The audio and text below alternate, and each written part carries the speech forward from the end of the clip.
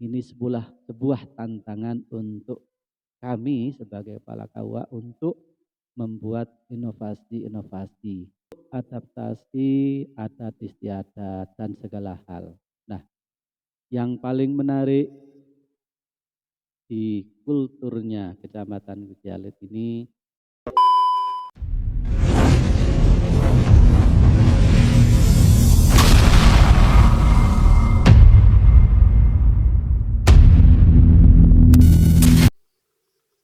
Assalamualaikum warahmatullahi wabarakatuh. A'udzu billahi minasyaitonir rajim. Bismillahirrahmanirrahim. Alhamdulillahi rabbil alamin. Wa bihi nasta'inu ala umurid dunya waddin. Wassalatu wassalamu ala asyrafil anbiya'i wal mursalin wa ala alihi wa sahbihi ajma'in. Rabbi syrah li sadri wa yassir li amri wahlul 'uqdatam min lisani yafqahu qawli, amma ba'du. Pada kesempatan saat ini akan kami memperkenalkan diri. Nama Pak Tuhen, ya. Alamat Desa Karangsari, Kecamatan Sukodono, Lumajang. Untuk keluarga, istri 1, anak 2, yang pertama sudah lulus kuliah, alhamdulillah sekarang sudah mengabdi di pendidikan SMK di Darun Najah. Yang kedua laki-laki masih menempuh pendidikan sekolah dasar kelas 3. Itu untuk keluarga saya. Yang kedua, riwayat pendidikan sekolah dasar negeri Prasa 01, lulus tahun 1985, kemudian melanjutkan di Pondok Pesantren Miftahul Ulum Dawan Lor yang dikenal dengan Duren, yang saat ini menjadi Pondok Pesantren Al-Malik. Lulus Tsanawiyah atau MTS tahun 1994.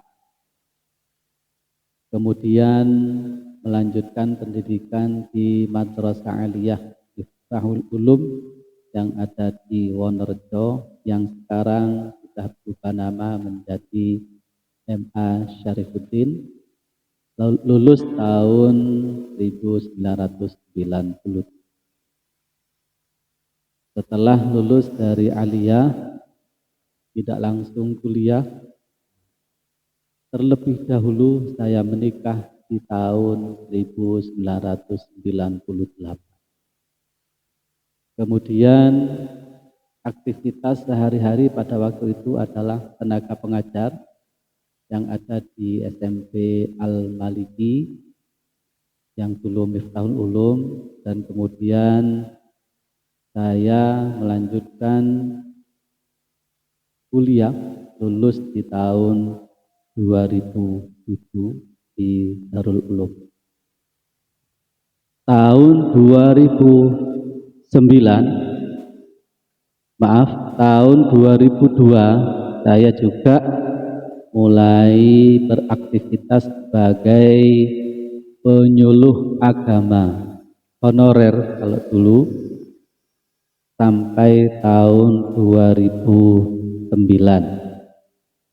Baru kemudian ada pendataan database di tahun 2007, maka kemudian saya masuk database di penyuluh agama honorer. Alhamdulillah tahun 2009 saya sudah dinyatakan menjadi calon pegawai negeri sipil di tahun 2009. Pertama kali saya bertugas sebagai penyuluh agama PNS ada di Kecamatan Tempur Sari, kecamatan yang paling ujung dari Kota Lumajang sebelah barat, dan berbatasan dengan Kota Malang. Sampai tahun 2013. Kemudian saya dipindah jabatan menjadi tenaga pelaksana, bukan lagi penyuluh agama. Kemudian saya dipindahkan di Kecamatan Candipuro sampai tahun 2013. Baru tahun 2013 saya dipindah tugas tetap menjadi pelaksana di Kecamatan Tikung sampai tahun 2016. Tahun 2016 kami dipindah tugaskan juga ke Kecamatan Sumbersuko. Alhamdulillah sangat singkat, selama 6 bulan. Kemudian 2016 itu juga saya pindah ke Kecamatan Pasirian. Di Pasirian pun tidak lama, 2017 saya dipindah tugaskan ke Kecamatan Rowokangkung. Nah, di Rowokangkung itulah ada kesempatan untuk penyesuaian ijazah, sehingga harus mengikuti ujian UPKP namanya, penyesuaian ijazah. Alhamdulillah mengikuti asesmen, dinyatakan lulus. Kemudian di tahun 2019 saya dipindah tugaskan ke Kecamatan Kelak. Cuma sebentar, 2019 akhir saya juga pindah lagi ke Kecamatan Pasirian dengan posisi sebagai penghulu pertama. Di 2020 saya dipindah tugaskan lagi ke Kecamatan Kota selama kurang lebih 2 tahun, posisi sebagai penghulu.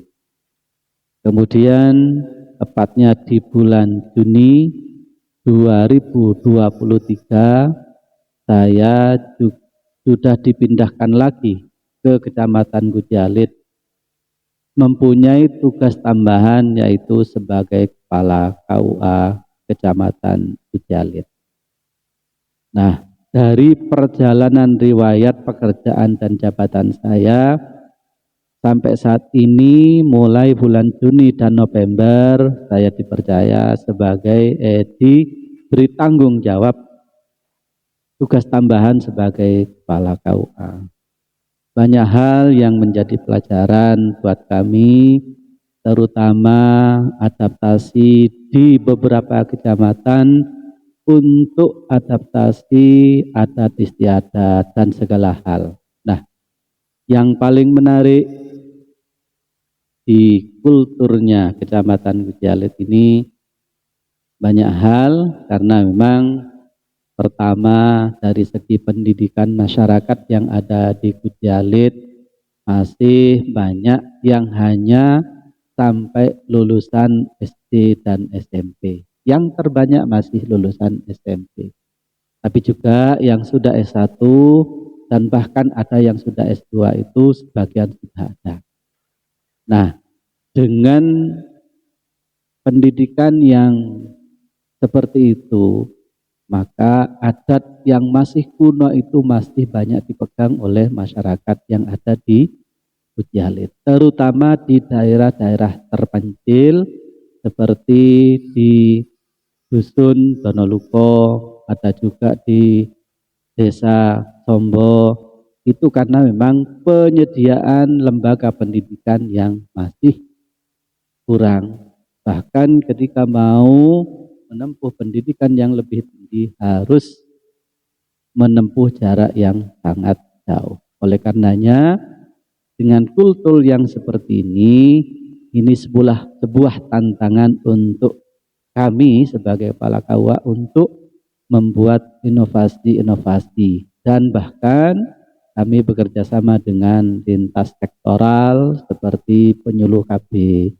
Puskesmas, dan Ramil, Polsek, dan Kecamatan untuk menyamakan visi ke depan bagaimana cara mengatasi kebiasaan atau kultur adat istiadat yang ada di Kecamatan Gujalit ini untuk sedikit demi sedikit membuat masyarakat itu maju dan mau untuk menempuh pendidikan minimal wajar digas 12 tahun. Paling tidak masyarakat kita, anak-anak kita yang ada di Gujalit ini ke depan paling tidak berijazah setingkat SMA, MA atau SMK untuk meningkatkan taraf hidup yang ada di masyarakat Gujalit. Oleh karenanya, ini merupakan suatu hal yang harus kita atasi bersama. Dengan demikian, kami sebagai Kepala KUA Kecamatan Gujalit harus banyak membuat inovasi.